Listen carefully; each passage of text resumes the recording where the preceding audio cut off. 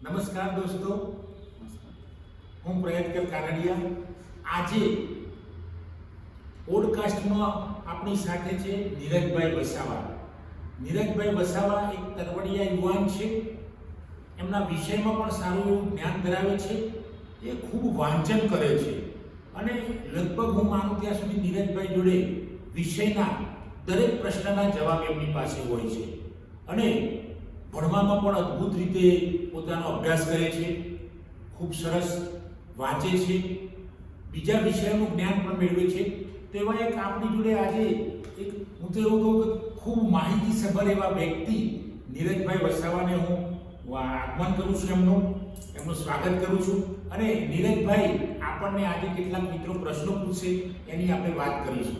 તો નીરજભાઈ આપણને પ્રશ્નો પૂછશે. નીરજભાઈ, તમારે જે પણ પ્રશ્નો પૂછવા હોય તમે મને પૂછી શકો છો. સર, તમે આજે કઈ બુક પર વાત કરવાના છો? આજે હું આમ તો મારી એ બુક છે એ પીએચડી પર લખાયેલી છે, પણ લખાયેલી પીએચડી પર છે, પણ ઘણા બધા વિદ્યાર્થીઓના એ કેવી રીતે લાભ થશે એની પણ આપણે વાત કરીશું. આજે પુસ્તકનું નામ છે ગુજરાત રાજ્યના વિશ્વવિદ્યાલય ગ્રંથાલયોના કર્મચારીઓનો કાર્ય સંતોષ. એના પર આ બુક છે, એના પર આજે હું વાત કરીશ. તો મારો બીજો પ્રશ્ન છે સર, તમે આ પુસ્તક પર વાત કરવાના છો, તેમાં કયા પ્રકારની માહિતી હશે? યસ, આ પુસ્તક આમ તો પીએચડીના ભાગરૂપે લખાયેલું છે અને આ પુસ્તકની અંદર કાર્ય સંતોષ ઉપર વધુ ભાર મૂકવામાં આવે છે કે ગુજરાત રાજ્યના વિશ્વવિદ્યાલય ગ્રંથાલયોના કર્મચારીઓને કેવો કાર્ય સંતોષ મળે છે, એમના કામમાં સંતોષ મળે છે કે નહીં, એના સંદર્ભમાં આખો આ પુસ્તક તૈયાર થયેલું છે. અને એની અંદર કર્મચારીના કાર્ય સંતોષ વિશે અભિપ્રેરણાના નિયમો છે, એની અંદર સંચાલન, કર્મચારીનું સંચાલન કેવી રીતે કરવું. ત્યારબાદ આપણે આગળ વાત કરીશું તો પ્રકરણો જે હોય એનું એનાલિસિસ કરેલું છે કે ભાઈ જે માહિતી મળી છે, આ સંશોધનાત્મક બુક છે, એટલે રિસર્ચ બુક છે આ. તો એની અંદર જે માહિતી મેળવી છે આપણે ગુજરાત રાજ્યના વિશ્વવિદ્યાલય ગ્રંથાલયો, જે ગ્રાન્ટેડ ગ્રંથાલયો છે, એમાંથી માહિતી મેળવેલી છે ગ્રંથપાલો જોડે અને પ્રોફેશનલ જે છે, એટલે જે અન્ય કર્મચારીઓ કામ કરે છે એમની જોડેથી માહિતી આપણે પ્રશ્નાવલી ટૂલનો ઉપયોગ કરીને માહિતી મેળવી છે અને માહિતીનું એનાલિસિસ કર્યું છે અને પછી એમાંથી તારણો મેળવ્યા છે અને તારણો પરથી છેલ્લે આપણે સૂચનો પણ કર્યા છે. મિત્રો, આ તારણોમાં એવું નીકળ્યું છે કે મોટા ભાગના ગ્રાન્ટેડ યુનિવર્સિટી ગ્રંથાલયોમાં જે કર્મચારીઓ કામ કરે છે એવા કર્મચારીઓને કાર્ય સંતોષ મળે છે એવું આ તારણ પરથી છેલ્લે આપણે તારણ પર આવ્યા છે. એટલે આ પુસ્તક છે એ કોઈ પણ વિદ્યાર્થી વાંચે તો એને ખૂબ મજા પડશે અને આ પીએચડી કરવામાં અન્ય બાબતોમાં પણ કામમાં આવશે. જેમ જેમ પ્રશ્નો આવશે એમ હું જવાબો આપીશ. નીરજભાઈ. સર, મારો બીજો પ્રશ્ન છે કે આ પુસ્તક કોને ઉપયોગી થશે?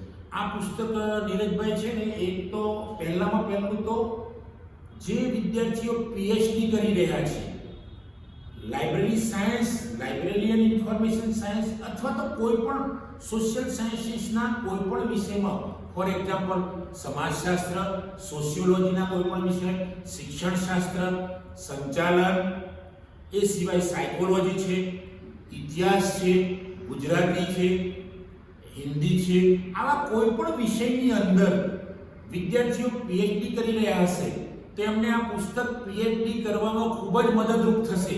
એ સિવાય પણ નીરજભાઈ આ પુસ્તક નેટ સ્લેટ જેઆરએફની એક્ઝામ આપવા માટે પણ એમાંથી અમુક માહિતી ખૂબ કામમાં આવશે. એ સિવાય ગૌણ સેવા પસંદગીની પરીક્ષામાં પણ વિદ્યાર્થીઓ જો આ પુસ્તક વાંચશે તો એમને આ પુસ્તકના ઘણા અંશો કે જે રિસર્ચનો ભાગ આવશે એની અંદર આ પુસ્તક કામમાં આવશે.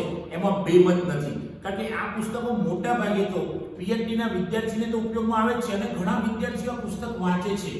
અને આ પુસ્તક એ વિશ્વવિદ્યાલયના ગ્રંથાલયો, એ સિવાય પબ્લિક લાઇબ્રેરી અને ગાંધીનગરના મધ્યસ્થ ગ્રંથાલયમાં પણ આ પુસ્તક મળી રહેશે.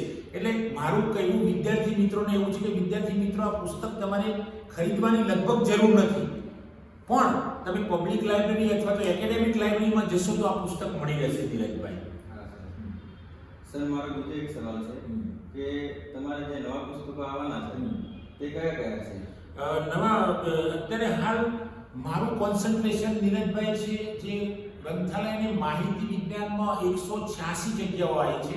એમાં 100 જગ્યાઓ મદદનીશ ગ્રંથપાલની છે અને 86 જગ્યાઓ ગ્રંથાલય કારકુનની છે. આના પર વિશેષ મારું ધ્યાન છે. એટલે પુસ્તકો તો મારા 4 જેવા આવવાના છે, પણ અત્યારે હાલ 2 પુસ્તકો પર મારું જબરજસ્ત કોન્સન્ટ્રેશન છે. એક તો મારું પુસ્તક અંગ્રેજીમાં આવવાનું છે, MCQ વાળું પુસ્તક છે. એમાં મારા 2 વિદ્યાર્થીઓ પણ એમાં મારી સાથે છે. તો આ પુસ્તક એ જે ગૌણ સેવા પસંદગીની પરીક્ષામાં જે ગ્રંથાલયની માહિતી વિજ્ઞાનનો જે પોર્શન આવશે, જે પેપર આવશે, એની અંદર આ મારું પુસ્તક ખૂબ કામમાં આવશે. કારણ કે ગ્રંથાલયની માહિતી વિજ્ઞાનના જેટલા પણ વિષયો છે એ બધા જ વિષયોને અમે સાંકળી લીધા છે.